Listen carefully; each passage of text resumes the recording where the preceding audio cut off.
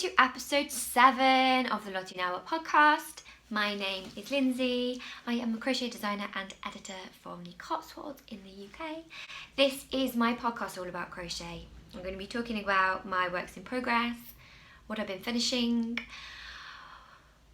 which is quite a lot this week. I hope you're sitting down, and what I've been buying. Always what I've been buying. So yeah, today it's very grey. It's really, really windy outside. I'm just looking out my window. Really windy, really wet. I hope it's not so bad where you are, because this is not August weather. I just want to say a massive hello if you haven't watched the podcast before. I hope you like what you see, and if you do, please feel free to give me a thumbs up or hit the subscribe button. I'm nearly 1,000 subscribers, which is so exciting, and I promise there will be a giveaway when I hit 1,000 subscribers. There you go. Pinky promise. You know I love giveaways. And obviously massive warm welcome back to anybody who's watched the podcast before. Thank you also, returning viewers. Yeah, where should we start? I hope you're sitting down because I have quite a lot of finished objects to show you. 3, in fact. I almost don't know which one to start with. Let's start with the biggest. I showed you this last week.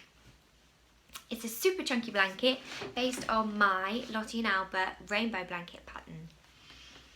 The main colour, as you can see, is the monochrome black and white. I don't know how we're going to get all of this in. What's happening there? It's just a big chunk of black. With a cheeky little mustard edge and pom-poms. You may have seen, if you've seen any of my smaller blankets in this pattern, I have before done pom-poms all the way along. It's so big, all the way along the edge. For this, I've just done 4 big pom-poms, and actually, I feel like maybe they could have even been bigger, but that was the biggest pom-pom maker I had, and I have not got time to do cardboard versions. So that's all you've got. You've got 4 pom-poms on the corners. I had a flash sale recently, last week in fact, of patterns, and loads of people, it was 50% off, loads of people bought the Lottie Albert rainbow blanket pattern, and I've already seen some amazing pastels and rainbow versions popping up where people have tagged me on Instagram. So thank you, I love seeing those. But for this, this was a present for my sister-in-law. I'll see if I can fold it so you can see. She requested a monochrome palette, and I pretty much insisted that I add a pop of colour onto, and the main contenders were aqua or mustard, and she went for mustard. So this, if you haven't watched the podcast before, if you didn't see last week's where I was talking about it as a work in progress, is a blanket that's worked with 6 strands of DK held together and a 20mm crochet hook. So it could not be quicker, and we can see the different strands there. Could not be quicker to work up. If you were looking for, if you want to make a blanket, if you're just lucky this isn't on my shoulder. This is just how I display things. Sorry, I was having light issues, and now I'm having camera issues. What I was trying to say was, if you are new to crochet, or even if you've done a lot of crochet before, you've never made a blanket, you want to make a blanket, you want to make a quick blanket, this is your friend, my friend. This is the way you need to go, in my opinion. 20mm crochet hook. One of my good friends on Instagram, Emily of Make, was recently talking about how she had never made many blankets, and I basically forced her to make one with a 20mm hook, and she made one in 24 hours, and it was beautiful. So she's a convert. She knows where it's at. For my pom-poms, they've just got a little bit of mono in, and these are solid. I use the pom-pom makers. I don't know if I've got one here. I use the pom-pom makers that are very similar to the Clover ones, but they're a cheap variety off Amazon. They're like £5 for 4 or 5 or something. And they're the kind that have 2 plastic halves. You wind your yarn around one half, wind it around the other, close them up, cut down the middle, wrap your yarn around, tie it really tightly, and then you get to open up the sides again, and ta-da, pom-pom, ta-da, a pom-pom appears. There's another plastic variety where it's halves that fold together, but it's not as there's almost not as many parts as the clover variety, which they're okay, but to be honest, I don't find them much different to just doing it your own on a paper ring. So clearly you can make pom-poms whatever way you decide, but this is the way that I find quickest and best. And bonus, if you've already got 6 strands wound into a ball that you're using to make your blanket, when you're winding around a pom-pom maker, it winds up super quickly. You'll note that my pom-poms are not completely perfect. Maybe they need a bit of extra trimming. But also, I don't have time to make super perfect pom-poms. You know, people who, they start with this size and then the pom-pom ends up about this big, but it's perfect. That's how you, if you want those really solidly, closely packed pom-poms, that's what you need to do. Make a big one and then just trim. And you'll probably spend longer trimming. Okay, that definitely does need trimming. You'll probably spend longer trimming than you will winding the pom-pom, but if you've ever wondered how people get those super closely packed, perfect looking ones, that is how. So yeah, that's my first finished project. My sister-in-law and my brother are coming this weekend with their son, Rory. He's just a few months younger than my little boy, Charlie. And they live in London, which is about 2 hours away from where I am. So we see them fairly frequently, but to be honest, they tend to come here more than I go to them, which is mean of me, isn't it? But they are very kindly coming to look after both my children for 12 hours while I'm bridesmaid at my friend's wedding this weekend. Actually, which brings me nicely to my second finished object, which I don't actually have to show you. I made a pair of pants. Of all things, crochet pants.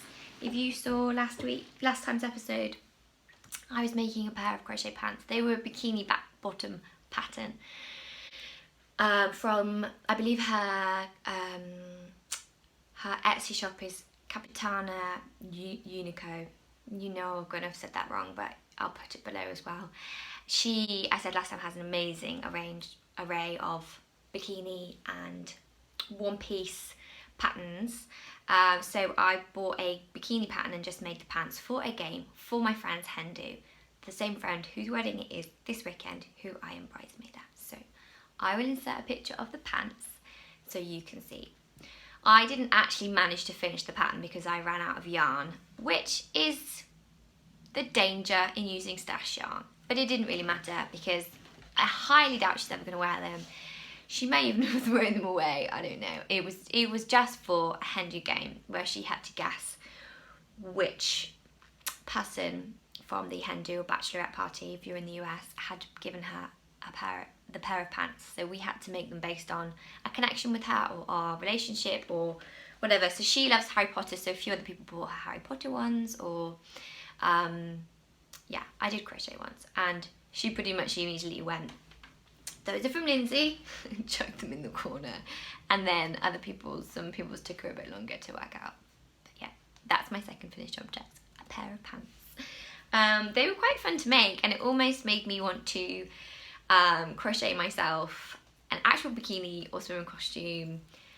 But I live in England, and despite the fact it's August, it's grey and stormy rain, and the chances that I get to wear a bikini are few and far between, and going to the local Lido or swimming baths with toddlers is probably not the place where you want to wear a crochet bikini. So that moment came and passed as I moved away from the fact that I don't live in Spain or Portugal or America, where it's lovely and hot and I get lots of opportunities to lounge around by a poolside. But hey, we can all dream, and I certainly enjoyed looking at all the different patterns. My third finished object was storming through today. Shall I try and speak more slowly? My third finished object is one I'm really excited about, and that is my Berber Scarf, which is shoved in hip crochet. I have shared a few little sneaky peeks on Instagram of this one, but this is the first full showing of it in all its finished glory for you lovely podcast viewers. So here we go. This is my Berber Scarf. This is a pattern that was inspired by all the amazing Berber rugs that are around at the moment. Hopefully you can see the similarities. And I just finished with a beautiful fringe. I asked last week, what colour should I do my fringe? Loads of you left me a comment, thank you so much. I, in the end, went for a mix. So each fringe has got 2 strands of the grey and 1 strand of the white from the scarf in it. This is the softest yarn, and it's soft in the scarf, but on the fringe it just feels even softer and squishier. It's wonderful. So yeah, I'll see if I can put it on for you. It starts off in this pattern here, going into, I'm showing you the back, goes into these diamonds, which have got a nice fun little popcorn or bobble stitch. They're probably a bobble stitch in true terms. This goes into the middle section, and then it repeats itself back down the other side. So this, if you haven't watched before, is going to be a free pattern that's coming out soon in association with Knitcraft HQ, who are the blog arm of Hobbycraft, which is a big yarn and craft store if you're not in the UK. So here we are. This is my scarf. Do you know, it's almost cold enough to wear it. It's August, it's the very start of August, but it really could be autumn here.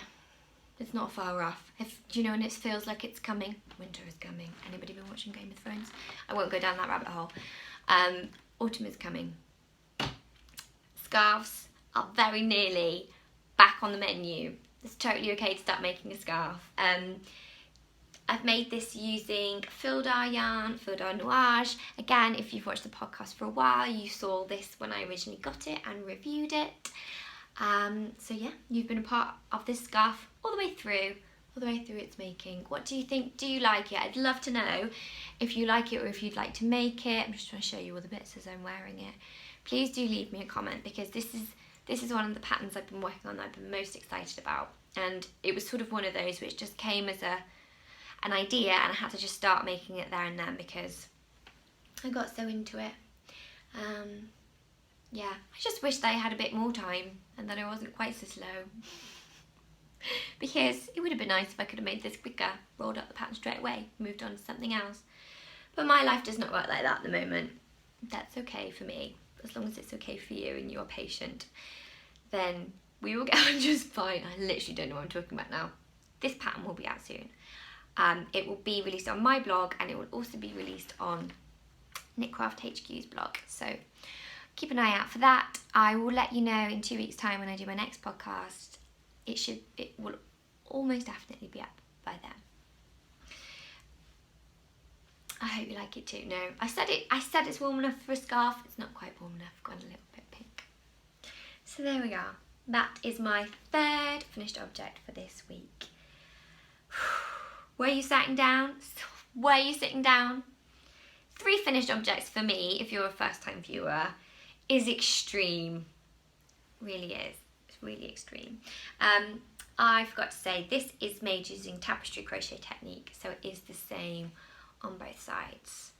Same on both sides. And I've said before, but I'll say it again.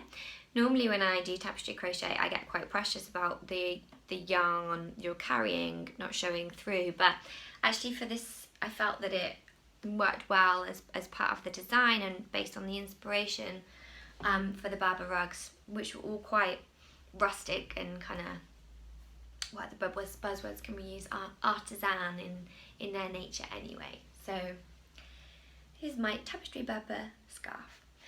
I was having a little think, and maybe you can help me. I call this tapestry crochet, and I'm like 80% certain it is.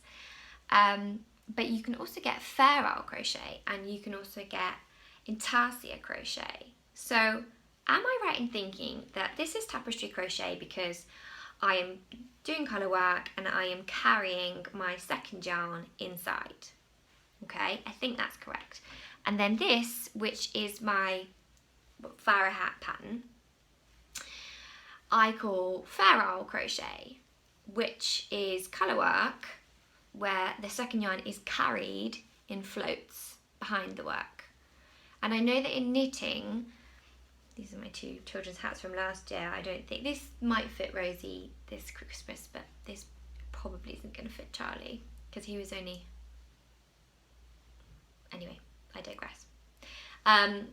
These are both Farewell. Pretty sure these are both Farewell.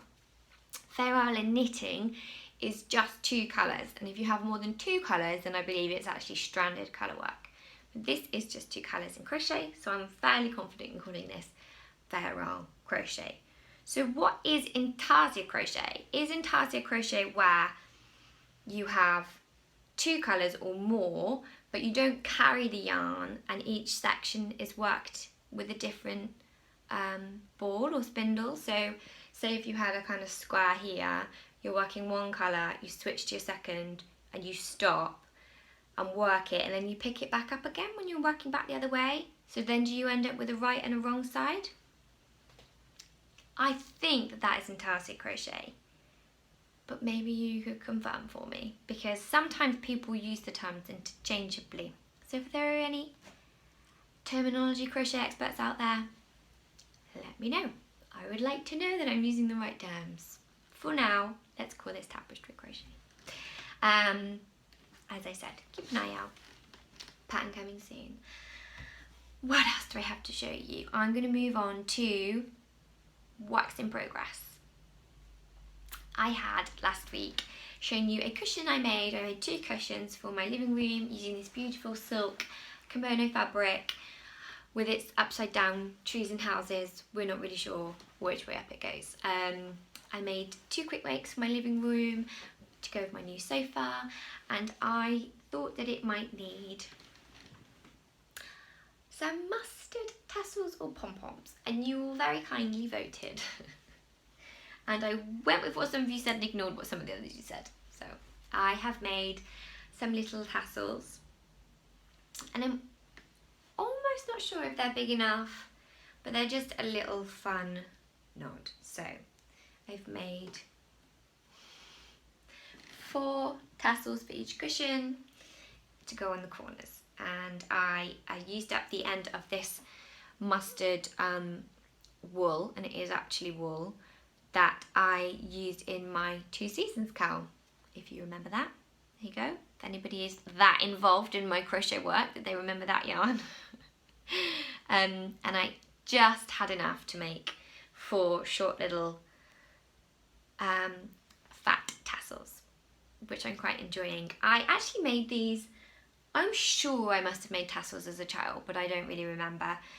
I made these using a credit card, so I wrapped the yarn around the credit card, tied off the top, cut the bottom, and then tied an additional length to make the sort of head part.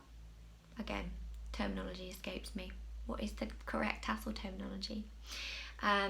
So that is, I probably could have pulled my finger out and sewn these on last night so that this was a proper finished project to show you, but sometimes life gets in the way too. I'm trying to show you all of them together, but maybe it's just too fiddly and unnecessary to show you all my 8 pom-poms. So yeah, thank you to everybody who gave me their advice on what they thought would go. I did agree that pom-poms are more fun. I'm trying to be serious and grown up. And actually I've got a plain fabric, plain grey, that I'm going to make. I've got 2 slightly bigger cushions that need to go in my living room as well. And I was thinking that I might make lots of mini pom-poms and then almost dot them around the edges. So there will still be pom-poms in my living room. Please do not worry about that. That's a work in progress. Not really crochet related, but hopefully we've established that that's okay. Every now and again, maybe a non-crochet related craft. What else do I have to show you? I'm still working on my scrappy blanket, my Atomic Flower scrappy blanket, which is in my Lindsey bag. I've mainly been working on bordering some of them to try and get them into a state of readiness to join. I've no idea yet what size it's going to be or how many I am going to end up with, but I have ruled out a couple of colours. So basically now my palette is pinks, yellows and blues, and I may even lose ones with grey in, but I think every now and again a grey might be okay, right? Every now and again we've got little variegated ones. So this is my Atomic Flowers blanket pattern, which I am reinterpreting as a scrap blanket. So that's my like slow but steady version. I've got lots of centres that need to become flowers. If I seem slightly jittery, it's because I basically kicked my husband out so that I can film this podcast. And I did ask him for 45 minutes, but there's a high chance that he might just turn up again. In fact, he did say to me that it might help increase my viewers if he provided, in his words, a bit of eye candy. No, they told him that's not what you guys want. He listened, he's not here. I thought it was quite funny. That's another work in progress. Oh, I feel like I'm really rushing because feel like I'm on such a time constraint. Anyway. I also have my Lakeside Loops Kenzie Kimono cardigan as a work in progress. I don't think I'm even going to show it to you because I haven't done anything else on it. But it has sparked a little bit of a change in direction for me, which is garment making. I have enjoyed making it so much that I've also bought and started making, I know I'm so bad, something else. This is also what I've been buying.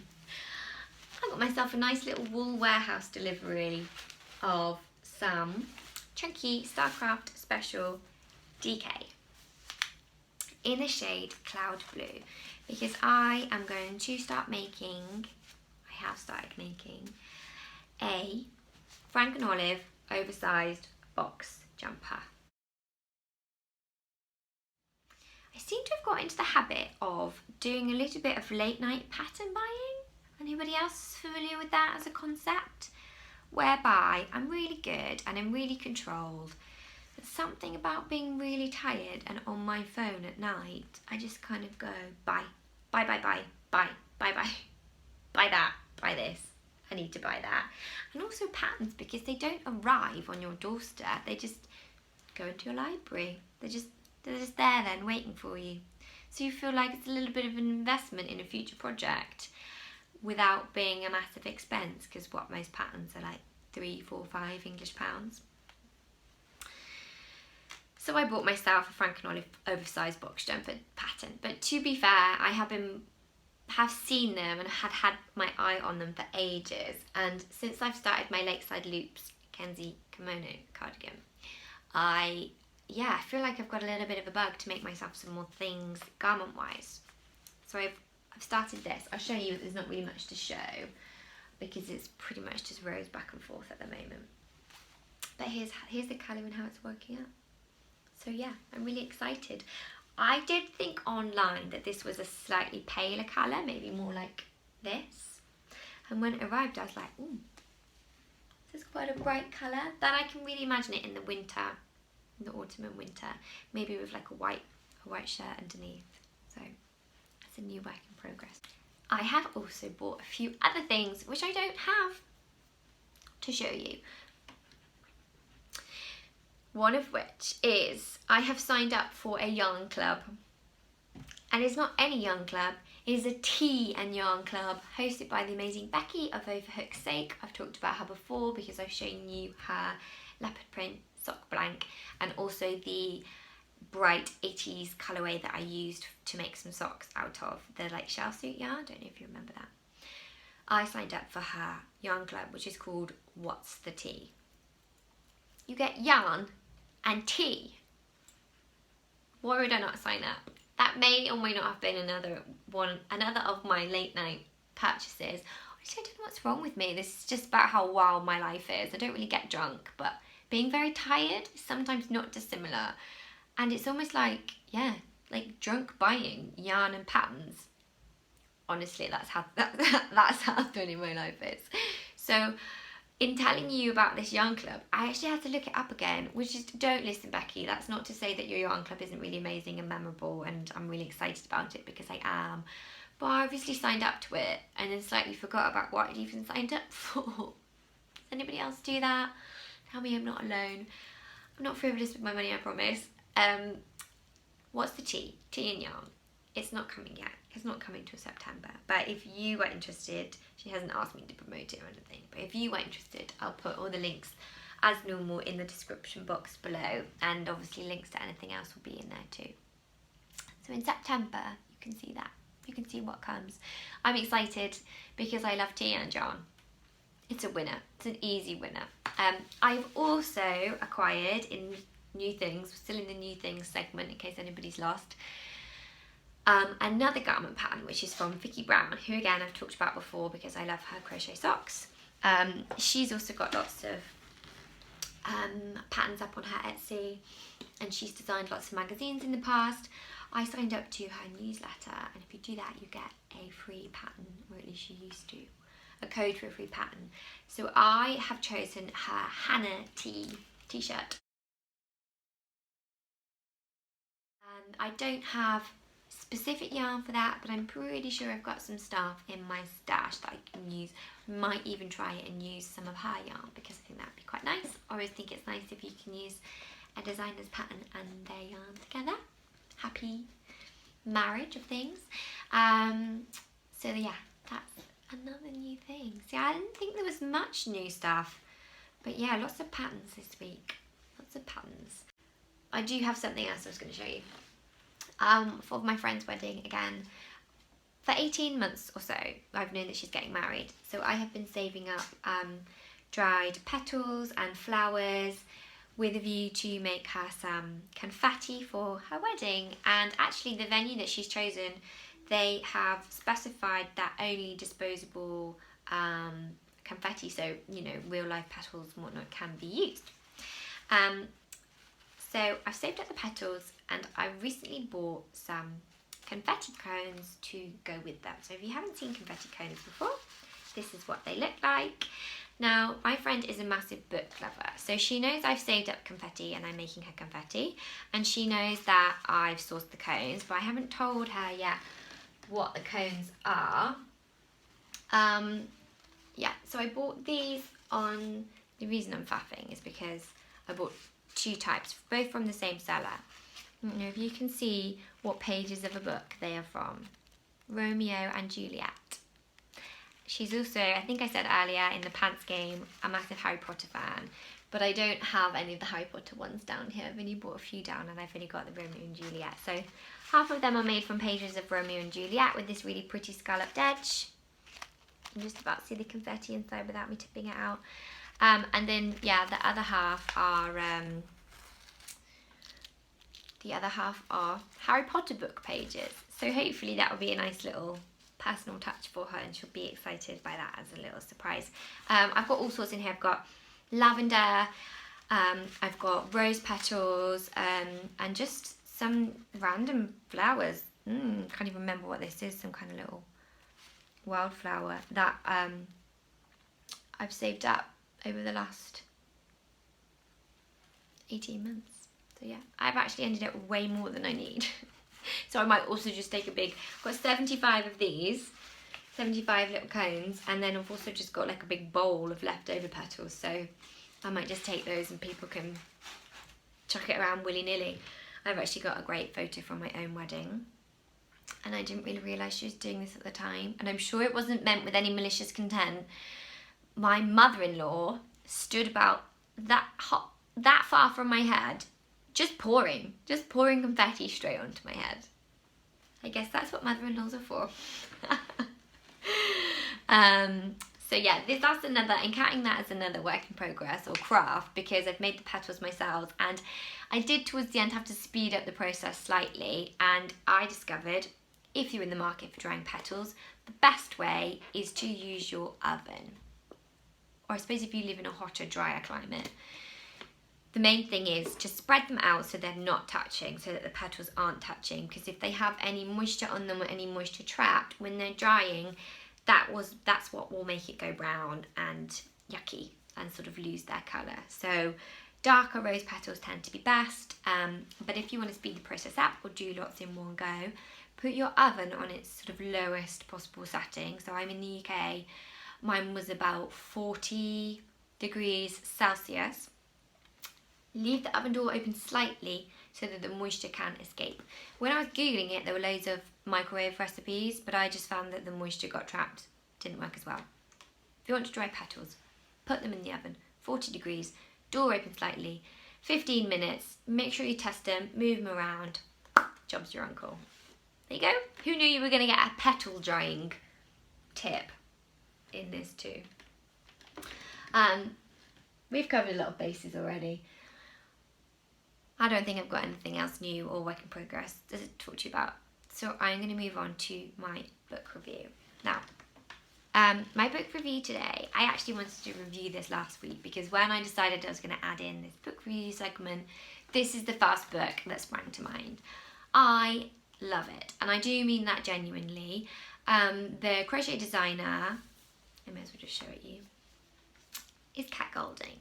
This is Crochet at Play. Now, if you have come across Kat on social media, or if you follow her on Instagram, you will probably know that she is one half, I'm pretty sure it's one half, of the Crochet Project. So the type of patterns that she focuses on nowadays, or certainly seems to be focusing on a lot of, are shawl patterns, wearable crochet, wearable fashionable crochet for women.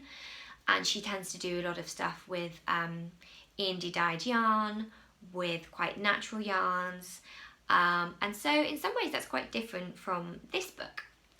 This book was published in, again, maybe I should have looked that up before I opened it. This book was published in 2013, so again it's a couple of years old, but I think this is probably really where Kat kind of started out in terms of her influences, which is patterns for children. So in case that wasn't clear from the gorgeous lion hat on the cover, Crochet at Play is a book of crochet patterns designed for children. So the subtitle is 30 Fun Hats, Scarves, Clothes and Toys for Kids to Enjoy. It is, despite the fact, you know, maybe she's had a change in direction or she's not focusing on that anymore, maybe her kids aren't as young so it doesn't feel as relevant to her, it's a really gorgeous book. I have already made a couple of things out of this. I made this crochet crown. I made it in yellow for my little girl. I will put a photo of my little boy wearing it in because he is taken to wearing it more. I made it in a slightly bigger yarn so it actually fits around their heads. This is obviously made to just sit on top of their heads. One of my other favourites, which I've made quite a few times, are these absolutely adorable hedgehog mittens. Hedgehog mittens. How cute are they?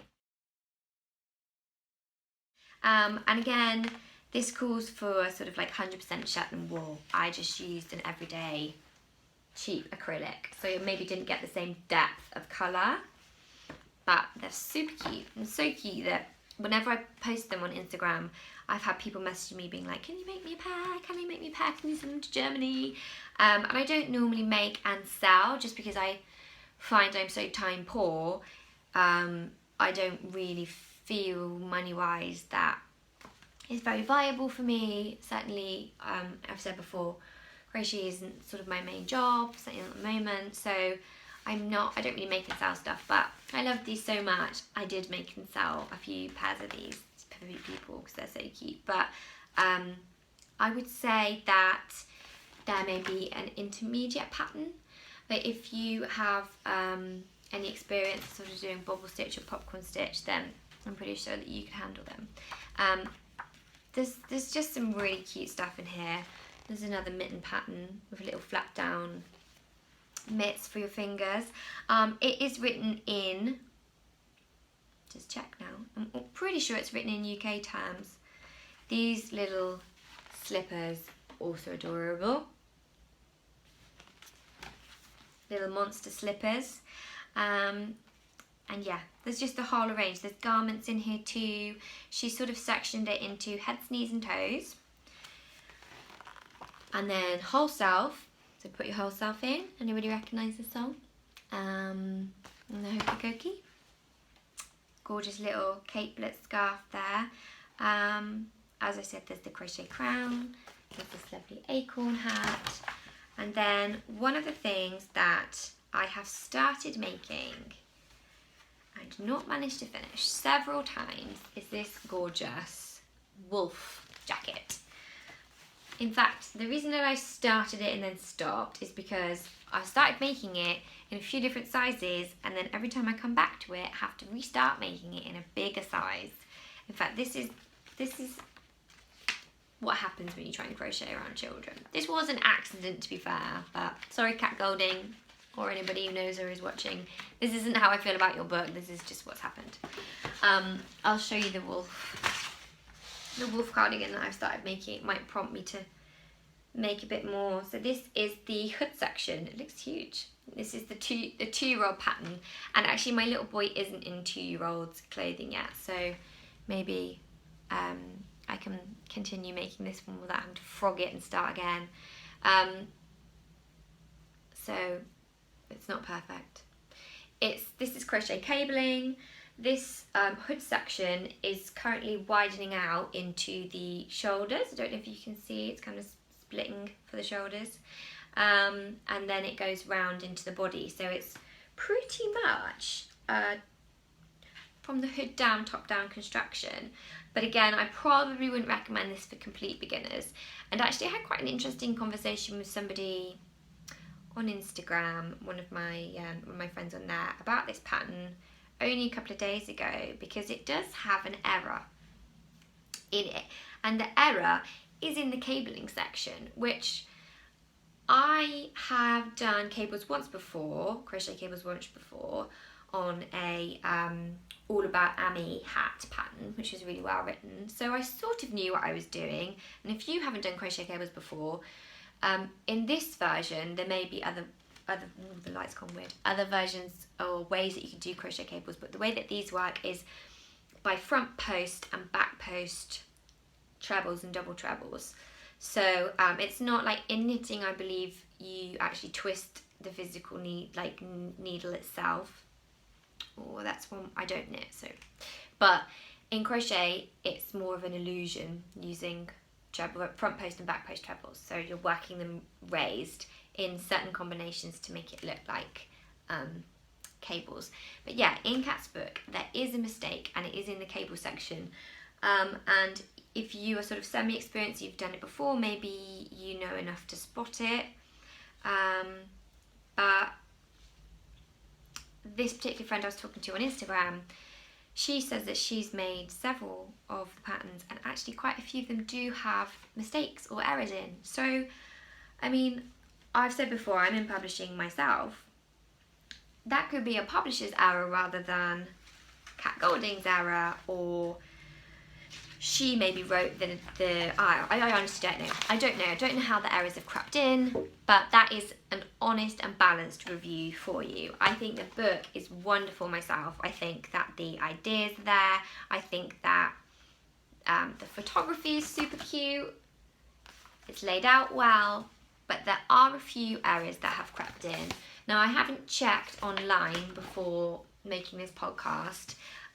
It is possible or likely that there is an errata page either on Kat's website or on the publisher's website, and this is Kyle Books, pointing out where the errata is. And it's also possible that there's been editions since this 2013 edition where there are a couple of updates, or where they've realised there are a couple of errors.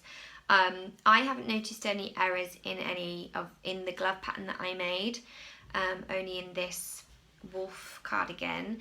But yeah, my friend on Instagram and somebody else who kind of chipped into the conversation said, oh yeah, we've spotted a couple of others crop out too. So I would say don't let it put you off if you are, you know, even approaching intermediate level. If you've made 3 or 4 patterns before from written patterns and you're familiar with reading patterns, then I don't think that you would have too much of a problem. I don't think that it's riddled, and I think that she's a very good designer, and this is a good publisher too. But if you are a complete beginner and you're looking for really simple, easy, quick patterns, this is probably not a complete beginner's book. I think that's the only thing that I would maybe say. I think that it would, most of them require a little bit of prior knowledge. The crochet ground is pretty simple, so you could definitely start with that. But like I said, having said that, you could always buy it, and the wonder of the internet is that popular books like this, there are loads of blog posts and people writing about having made the patterns themselves too. There are tips and tricks, and there are YouTube tutorials. So if you love it, which I think you rightly should, and you're interested in getting it, I would say give it a go. And if you get stuck, there's so much help out there. This is beautiful. I think the nice thing about this book as well is that there's a combination of some really quick things to make up. So like these shoes and the gloves that I was showing you are all pretty quick. And there are some nicer longer garments to get your teeth into too. And actually the owner of my local yarn shop where I bought this described this book wonderfully, and I've used this myself in other contexts since, and she described it as all thriller and no filler.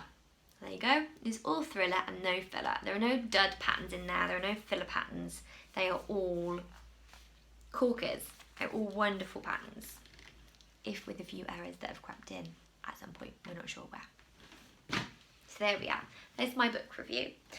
I don't know what else to say. I feel like I've waffled really quickly because I'm really nervous about my husband coming back, which is the most ridiculous thing, isn't it? Because he lives with me. He's seen me in all states and shapes and sizes, and after having children and before having children, which is probably worse when you're pregnant, isn't it? All moods, all ranges, and yet I'm embarrassed about filming a podcast in front of him, which is then going to be watched by thousands of people. So, go figure.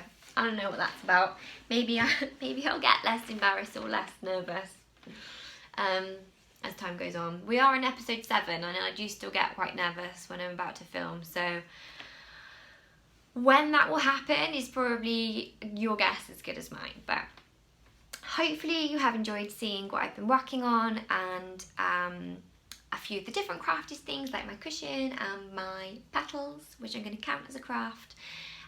If you have enjoyed it, then please do give me a thumbs up, or leave me a comment. I love getting comments, as I always say. I really love reading comments. Or yeah, subscribe if you want to see more. I film every 2 weeks, every fortnight. So hopefully next week you can see some next time I will have some advancements on my garments.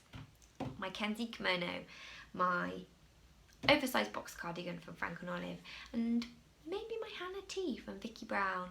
I'm also going to be starting, because a friend has asked me to make one, a little version of my Lottie Albert rainbow blanket in pastel. And that will have upwards of 30 pom-poms on it. So if you're a pom-pom fan, stay tuned. Like I said, I've nearly hit 1,000 followers, subscribers on YouTube. So when I do that, I promise that there will be a giveaway, and I may even get my act together, get my head around Ravelry, and open a Ravelry group. Would you like to be part of a Ravelry group linked to this podcast? Let me know if you would. I may need some tips on Ravelry because I don't really use it.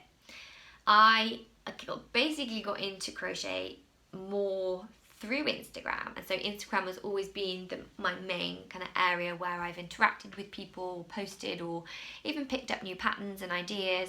But I know that Ravelry is massive and it's so popular, and I can totally see what a good place it is to have patterns. I haven't even got my patterns on there. So maybe if you could also give me a few tips about Ravelry, that would be good. What do you use it for more? Do you use it as a social platform, or do you just use it for patterns? Would you like there to be a Ravelry group for this podcast? Yeah, that may need to happen if I'm going to do another giveaway. Although I've done giveaway. Oh no, I've got to that point where I literally just ramble. Thank you so much for reaching the end, for sticking with me, and for listening to my ramblings as ever. I will see you soon. I will see you in 2 weeks' time, and have a wonderful 2 weeks until I see you next time. Thank you so much. Bye bye.